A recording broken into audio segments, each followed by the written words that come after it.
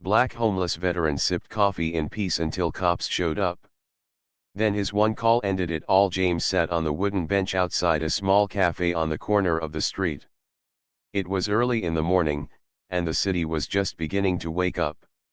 Cars rolled by, horns echoed in the distance, and people hurried along the sidewalks with their phones in hand, rushing to work. For James, this was just another day, but he tried to hold on to a little peace.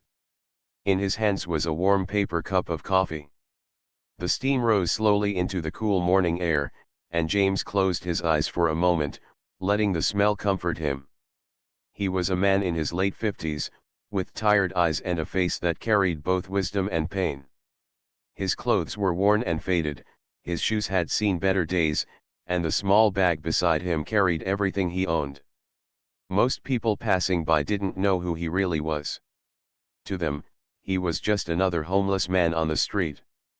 But James had once been a soldier, a veteran who had proudly worn the uniform of his country.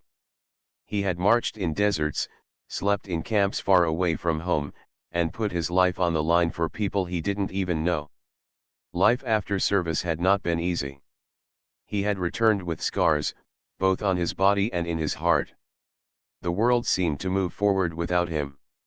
Jobs were hard to keep, the nights grew colder, and soon he found himself with no home to return to. Yet in all that hardship, James found a little bit of joy in small things. A kind smile from a stranger. A piece of bread given by someone who noticed his hunger. And especially, a cup of hot coffee in the morning. It wasn't much, but to him, it was everything. That morning, as he sipped carefully, James felt something he rarely felt: peace. The bitterness of the coffee mixed with the sweetness of the sugar he had added. It warmed his chest and made him forget, just for a moment, about the hard ground he had slept on the night before. He looked at the people moving around him and wondered if they had any idea how lucky they were to have homes, families, and safe places to return to at night. Some people walked past him without looking, as if he didn't exist. Others threw quick glances at his clothes or his bag and then quickly turned their heads away. But there were also a few who gave him a nod or a smile, perhaps seeing the calm in his eyes. James didn't mind much. He had long learned that the world often judged without knowing the full story. The cafe behind him was busy. Inside, businessmen ordered their cappuccinos, students typed on laptops, and groups of friends chatted loudly about their weekend plans. Through the glass window, James could see the bright lights, the shiny counters, and the shelves filled with pastries he could not afford. He didn't feel jealous, though. He was just grateful that the kind young cashier that morning had slipped him a cup of coffee without asking for payment.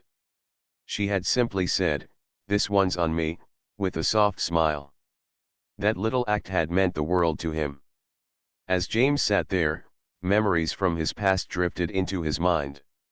He remembered the desert sun beating down on him and his team as they marched with heavy gear. He remembered the nights when he and his friends would sit around a small fire, laughing and sharing stories even though they were thousands of miles from home. He remembered the pride he felt when he first returned, wearing his uniform, thinking life would get better. But slowly, reality had set in. Friends had moved on, the support he thought he would receive didn't last, and soon the medals on his shelf were the only reminders of his service. Now, even those medals were gone, left behind when he lost his home.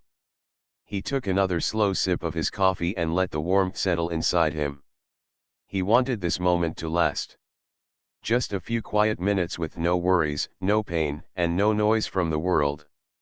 For him, this simple drink was like gold. He looked at the sun rising higher in the sky and whispered softly to himself, "Thank you for this morning." But not everyone saw James the same way. At a table inside the cafe, two customers looked out the window toward him. One of them frowned and whispered to the other, "Why is he sitting there? It makes the place look bad." The other nodded in agreement.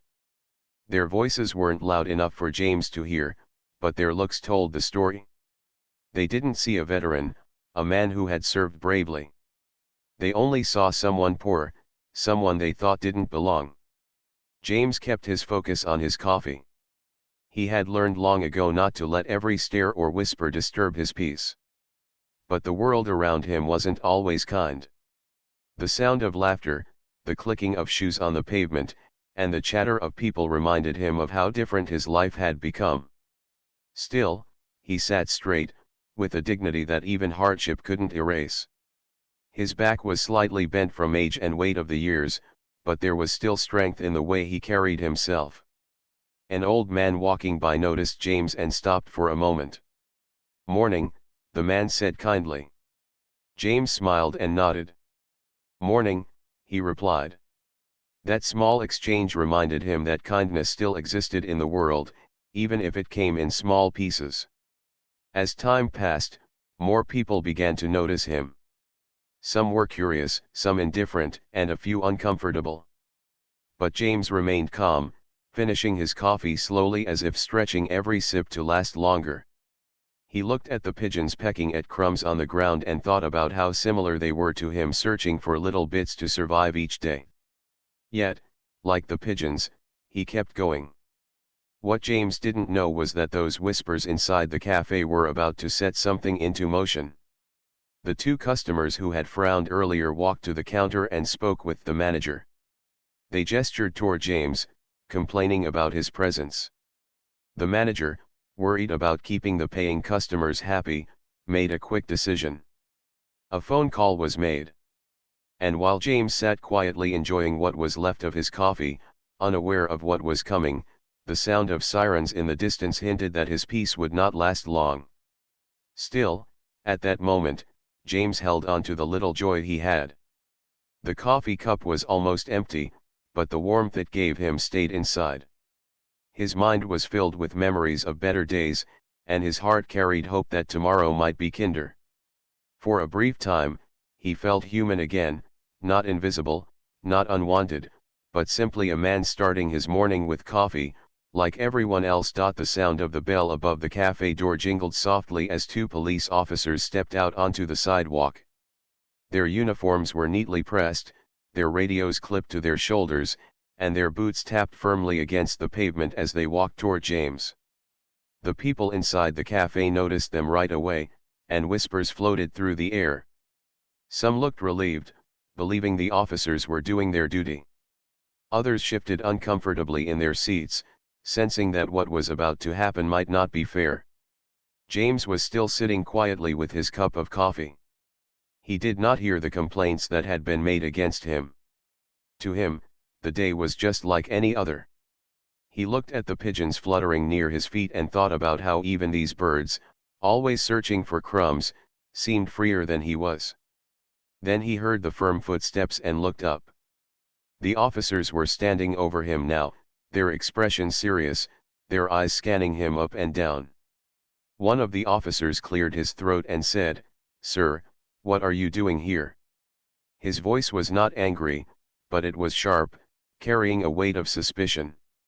James blinked and held up his coffee cup. "Just having my coffee," he said in a calm and steady voice. He did not raise his tone, nor did he look afraid. He had faced storms far greater than this. The second officer crossed his arms. "This is private property," he said firmly. "Customers have complained." His words carried a hint of judgment, as if James did not belong in that space. James took a breath, looked at the warm cup in his hands, and then back at the officers. "I didn't mean to cause trouble," he replied softly. "I'm just sitting here, not bothering anyone." Inside the cafe, a few people pressed their faces against the glass window to watch. Some shook their heads as if agreeing with the officers. Others seemed uneasy, wishing someone would step forward and say something. But no one did. The world often chooses silence when it should choose kindness. The first officer leaned closer, his hand resting on his belt. "You'll need to move along," he said. "This isn't a place for you to sit." The words cut through James's chest. Not a place for him. He thought about how he had once stood proudly in his uniform, protecting streets just like these, guarding people who didn't even know his name. And now, after giving his best years, he was being told he had no place at all. James kept his dignity. He did not raise his voice, nor did he argue. Instead, he looked the officers in the eyes with the same calm strength he had learned in the army. "Officer," he said carefully, "I bought this coffee, and I am just finishing it. I'm not here to cause problems." The second officer shifted his weight, unimpressed. "People are uncomfortable," he said. "That's enough reason." His words echoed in the air, and a woman nearby frowned, shaking her head in disapproval of what she was seeing. But still, she did not speak. James's heart ached. He thought of his fellow soldiers who had once told him, "We'll always have each other's back." Out here, though, it felt like no one had his. He wanted to believe the world still had space for compassion, but the cold stares around him made him doubt it. The officers exchanged glances as if deciding what to do next. One of them pulled out a small notepad, as if preparing to take down his information. "What's your name?" he asked. James straightened his back, his voice steady. "My name is James Carter. United States Army veteran." The words hung in the air. For a moment, the officers paused, almost caught off guard. But then their expressions returned to their usual firmness. "That doesn't change the rules," one of them said. The tension grew thicker. A few people walking by stopped to watch. They saw a man with tired clothes and a rough appearance being confronted by authority, but they did not see the medals he had once earned, the nights he had once stayed awake guarding others, or the sacrifices he had made. They only saw what was in front of them now. James's coffee was almost gone, but he held it carefully, as though finishing it was his final act of defiance. He did not want to leave like a man chased away. He wanted to leave with the dignity of someone who belonged to the same world as everyone else. But the officers did not understand his quiet strength. One of them sighed impatiently. "Sir, if you don't move now, we'll have to take you in," he said. The words were heavy, carrying a threat that James knew too well. He had seen cells, he had seen walls, and he had seen how easy it was for people to judge without knowing. For a moment, he looked down at the ground, and silence stretched between them. The pigeons scattered as a bus roared by, its brakes screeching loudly, breaking the quiet. James lifted his head slowly and studied the officers. He thought about all the times he had stood at checkpoints, deciding who to let through and who to stop. He had once been in their position, and he remembered how much power came with that uniform. But he also remembered how he had promised himself never to misuse that power, never to strip another person of their humanity. Now, sitting on a city bench with a paper cup, he was on the other side. The uniform that once protected him now felt like a barrier standing against him. The crowd's silence grew uncomfortable. A young man with a backpack whispered to his friend, "This doesn't feel right." But again, no one stepped forward. James knew better than to expect strangers to fight for him. Life had taught him to stand for himself, no matter how unfair the moment seemed. He lifted the phone that rested in his pocket.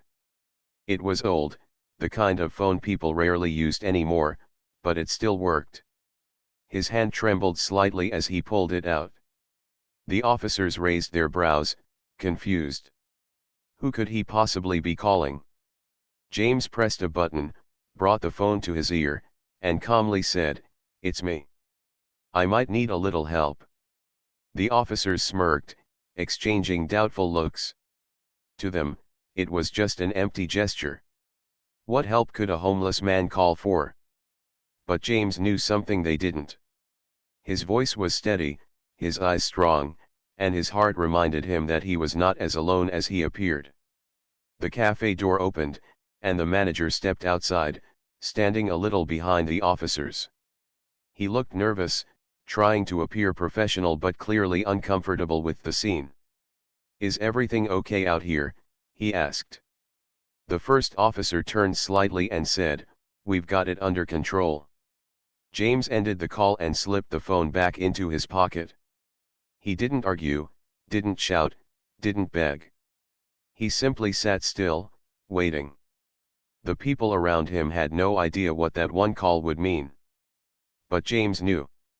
Deep down, he trusted that his dignity would not end here, on this bench, with a nearly empty cup of coffee. The officers, however, didn't share that trust. One of them stepped closer. "Last warning," he said firmly. "Finish up and leave, or we'll have to remove you." James looked down at the final sip of coffee.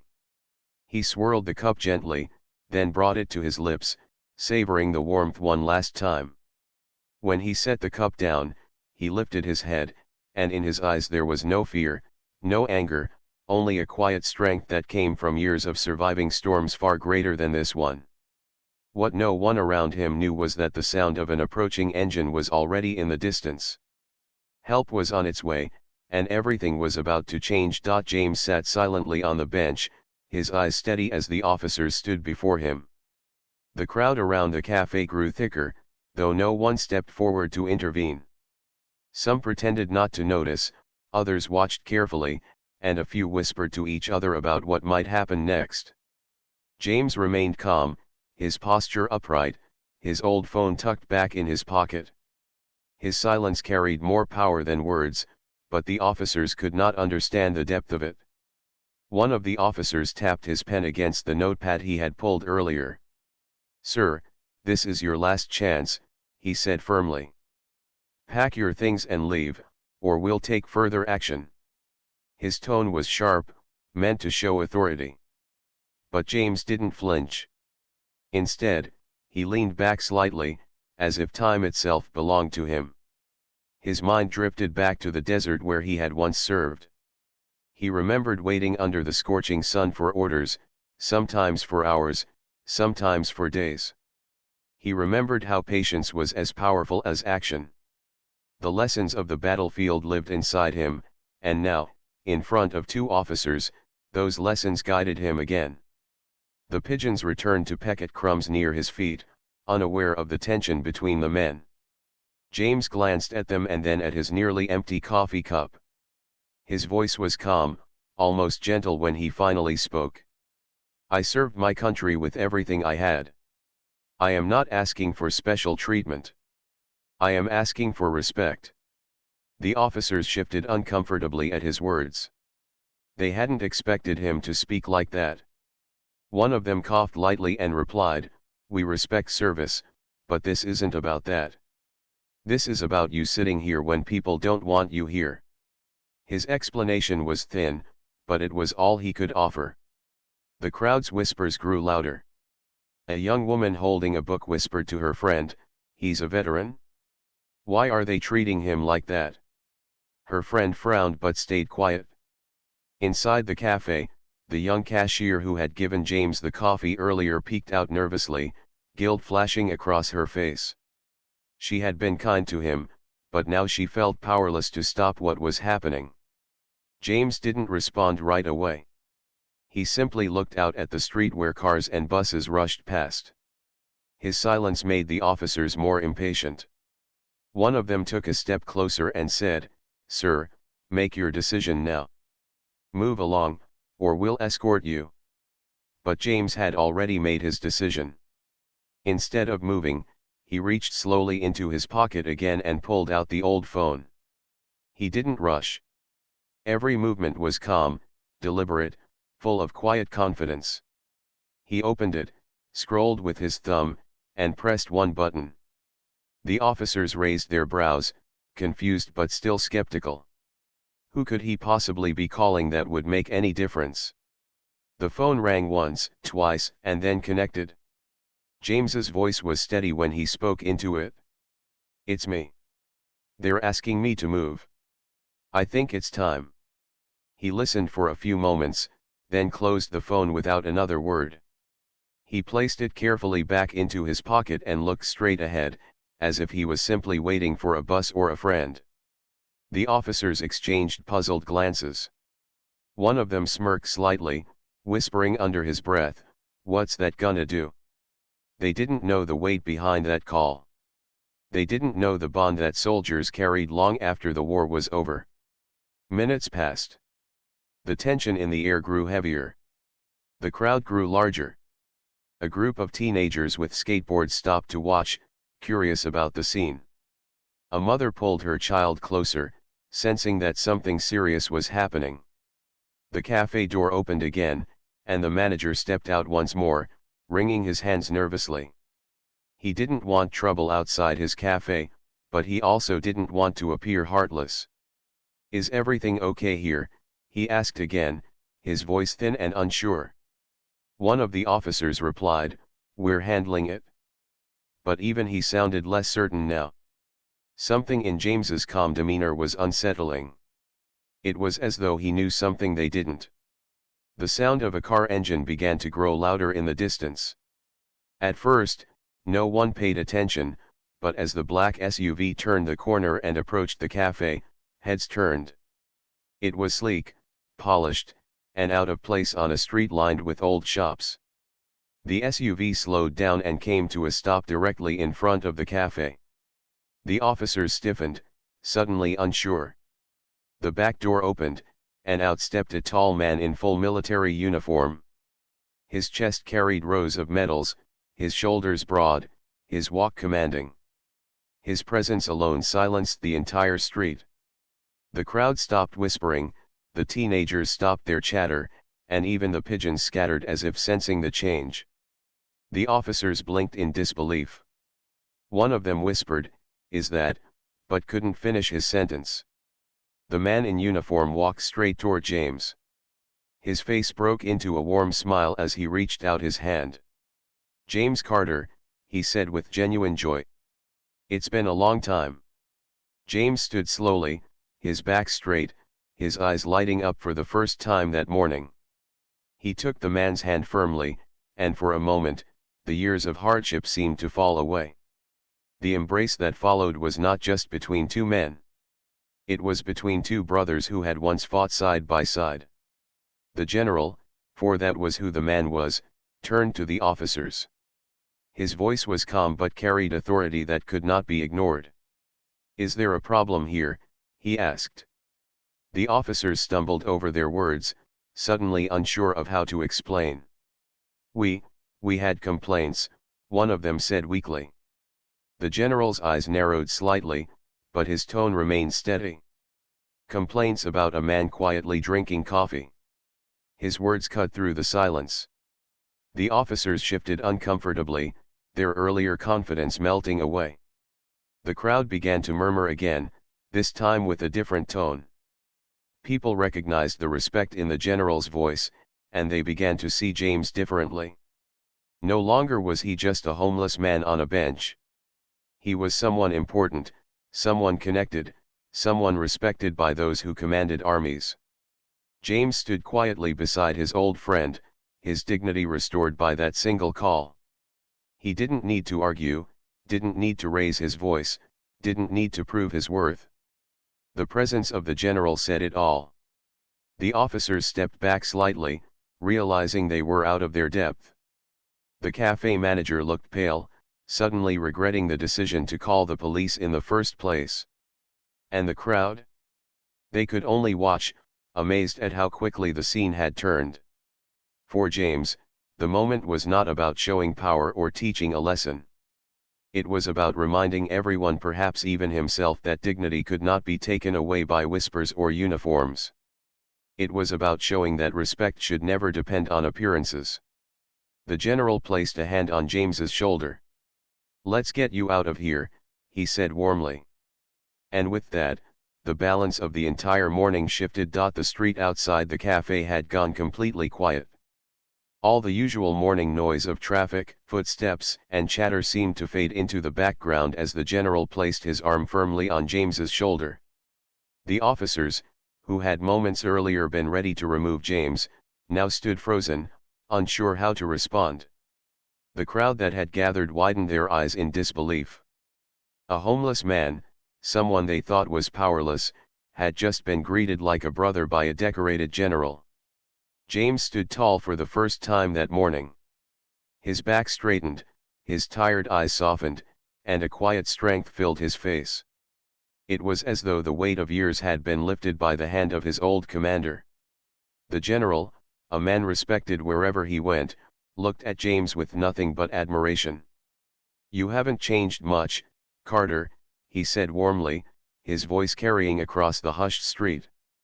The officers shifted awkwardly. One of them tried to find words.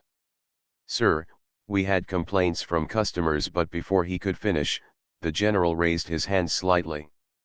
"Complaints about what?" he asked sharply. "Complaints about a soldier who fought for this country, sitting quietly with a cup of coffee." His words were clear, calm, and direct. No anger, no shouting, just truth delivered with authority. The crowd began to murmur. People inside the cafe pressed against the windows to see better. The young cashier who had given James the free coffee earlier covered her mouth in surprise, her eyes wide. She had known James carried dignity, but she had never guessed he had such powerful connections. James remained silent, letting his friend speak. He didn't need to defend himself anymore. His presence beside the general was enough. The officers, however, grew increasingly uncomfortable. Their earlier confidence seemed to drain from them. They looked at each other as if hoping the other would come up with a solution. But no words came.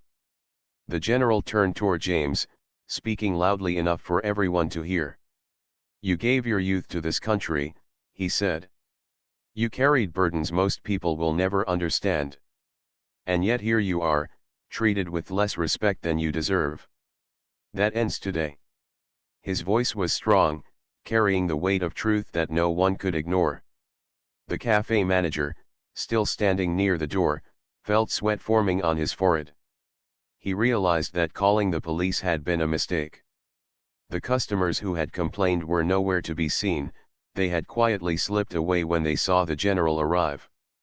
But the damage was done, and now the manager had to face the consequences of his choice.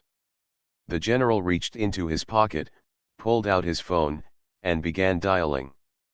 The officers tensed, watching him nervously. Whoever he was about to call clearly carried even more weight. Within moments, he was speaking in a low but firm voice. "Yes, it's me. I need a car sent here. And get a place ready for Carter. He's not spending another night on the street." He ended the call and slipped the phone back into his pocket, his eyes never leaving the officers. "You should be ashamed," he said quietly to them. "When you put on that uniform, you're supposed to protect dignity, not take it away. You're supposed to stand for justice, not judgment." His words cut deep, and though he didn't raise his voice, they carried more power than any shout. James finally spoke, his voice calm and steady. "It's all right," he said softly. "They don't know me." But the general shook his head. "That's the point, Carter. They shouldn't need to know you to treat you with respect." The crowd murmured again, nodding at his words. A child in the crowd tugged on his mother's sleeve and whispered loudly, "Mom, is he a hero?" The mother knelt down and replied gently, "Yes, sweetheart. He is." That single exchange echoed through the crowd like a lesson. People looked at James with new eyes, no longer seeing only the worn clothes or the tired shoes. They saw the man behind them, the soldier, the survivor, the human being. The officers stepped back, their authority fading into silence. They could not argue with the general, nor could they undo the scene unfolding before them. The general turned his gaze toward the cafe manager. "You owe this man an apology," he said firmly. The manager swallowed hard and stepped forward. I'm sorry," he stammered. "I shouldn't have called." James nodded slightly, accepting the words without bitterness. He had seen enough of life to know that apologies did not erase the past, but they were still better than silence. The general, however, was not satisfied. "You will do more than apologize," he said. "From today forward, make sure your place is one where people are treated with dignity, no matter how they look." The manager nodded quickly, too afraid to argue. The sound of another engine approached, this time softer, more controlled. A second car pulled up, this one sleek but more modest. Out stepped two men in suits, clearly there to assist. They greeted the general with salutes before turning to James. "Sir, we're here for you," one of them said respectfully. The officers shifted again, realizing the moment was far beyond their control. The general looked at them one last time. "You may leave," he said calmly. "Your presence is no longer needed here." The officers hesitated, but they had no choice. They nodded stiffly and walked away, their earlier authority completely erased. The crowd slowly began to disperse, but the story of what they had witnessed would not fade. People whispered to each other about the homeless man who wasn't just a homeless man at all. They spoke about the general's words, about respect and dignity, and about how appearances can deceive. Some pulled out their phones, already typing messages and posts that would spread the story beyond that street corner. James took a deep breath, the weight of the morning lifting from his shoulders. He looked at his old friend, gratitude shining in his eyes. "I didn't want to trouble you," he said softly. The general smiled warmly. "You're never trouble, Carter. Brothers never leave each other behind." The men in suits carried James's bag, treating it as though it were filled with treasures, not just worn clothes. For James, that small act of respect meant more than any words. He followed them toward the waiting car, his step slow but steady. The general walked beside him, matching his pace, never leaving his side. As the door of the car opened, James paused for a moment and looked back at the cafe. He saw the young cashier standing in the doorway, her eyes still wide with wonder. He gave her a small smile, a quiet thank you for her kindness earlier. She returned the smile with tears in her eyes. Then James stepped into the car, and for the first time in years, he felt the seat cushion beneath him instead of a park bench or a hard sidewalk. The door closed gently, and the world outside seemed to fade. He wasn't just leaving a cafe, he was leaving behind years of being unseen, unheard, and unvalued. The general placed a reassuring hand on his shoulder as the car pulled away. "This is just the beginning, Carter," he said firmly. "You've carried enough weight. It's time we carry you for a while." James nodded quietly, his heart full. The city lights blurred past the window, but inside the car, he felt something he hadn't felt in a very long time. Hope. The car carrying James moved smoothly through the city streets. For the first time in years, he wasn't walking with a heavy bag slung across his shoulder, nor was he searching for a quiet corner to rest. He sat back, feeling the hum of the engine beneath him, the softness of the seat, and the quiet dignity of being treated like he mattered. The general sat beside him, still keeping a firm hand on his shoulder, as though reassuring him that the difficult years of being invisible were finally behind him. James stared out the window, watching people go about their lives, parents walking children to school, shopkeepers opening stores, young people laughing as they hurried to work.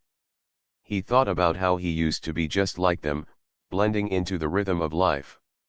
Somewhere along the way, life had pulled him off track, but now it felt as if he was being gently guided back. The car stopped in front of a modest but beautiful hotel. It wasn't a grand palace, but it was clean, warm, and welcoming. Two staff members were already waiting at the entrance. They opened the doors with smiles and greeted James as though he were an honored guest. He hesitated at first, unused to such treatment, but the general nodded encouragingly. "This is for you, Carter. Don't question it. Accept it. You've earned it." Inside the hotel lobby, the lights glowed warmly, and the air smelled faintly of fresh flowers. James looked around, taking in the comfortable chairs, the polished floors, and the kind eyes of the receptionist who handed him a keycard with respect. "Welcome, Mr. Carter," she said gently. Hearing his name spoken that way full of dignity sent a shiver through him. He nodded slowly, whispering a soft thank you. The staff guided him to a room on the third floor. When the door opened, James froze for a moment. The room was simple but beautiful. A clean bed with crisp white sheets, a desk by the window, a small television, and a private bathroom. For years, he had slept on sidewalks, in shelters, or in corners of train stations. Now, he stood in a space that was entirely his. He stepped inside slowly, touching the desk, the curtains, even the soft mattress, as if to remind himself it was real. The general smiled quietly, watching him. "This is only the beginning," he said. "I've already spoken to some people. We'll make sure you get medical care, housing, and support. You won't be forgotten again." His voice was filled with promise, not pity. James sat on the bed and lowered his head for a moment. His eyes grew wet, not from sadness but from relief. As the day went on, news of what had happened outside the cafe spread quickly. Some people had recorded parts of the scene on their phones. Videos began circulating on social media, showing a homeless man sitting quietly with coffee, being confronted by police, and then embraced by a decorated general. The story touched hearts everywhere. Comments poured in, some expressing shame at how society had treated him, others expressing admiration for his calm dignity. People wanted to know his name, his story, his service. For the first time in years, James wasn't invisible. He was seen. That evening, the general returned to the hotel with a few more visitors, representatives from a local veterans organization. They shook James's hand warmly, treating him with the respect he had long been denied. "We've heard about you," one of them said. "We're here to help. We'll make sure you have a permanent place to stay, medical support, and a way forward." James listened quietly, his heart heavy with gratitude. "I don't need much," he said softly. "Just a place to sleep and maybe a chance to live with dignity again." The representatives smiled. "You'll have more than that," they assured him. Later that night, as James lay on the clean bed, he thought about the path that had brought him here. He remembered the long nights under bridges, the harsh winters when he wrapped himself in old blankets, and the days when strangers walked past without even seeing him. All of it had led to this moment. He wasn't angry about the past anymore. Instead, he felt thankful for the kindness that had finally broken through. The next morning, James walked outside the hotel and felt the sun on his face. He no longer carried his old bag. Instead, he wore clean clothes that had been given to him. People on the street looked at him differently now. Some even recognized him from the videos that had spread. A young man stopped him and said, "Sir, thank you for your service." James smiled gently and nodded. For so long, those words had been missing from his life. Hearing them now felt like healing. The general visited again, this time with a quiet smile. "You see, Carter. One call changed everything," he said. James chuckled softly, shaking his head. "I never wanted to trouble anyone. I just wanted peace with my coffee." The general laughed warmly. "You've carried too much alone. It's time the world carries you for a while." Days turned into weeks, and slowly James began to rebuild his life. The Veterans Organization helped him find a permanent apartment, furnished and comfortable. Doctors provided the medical care he had long ignored. And most importantly, he was no longer invisible.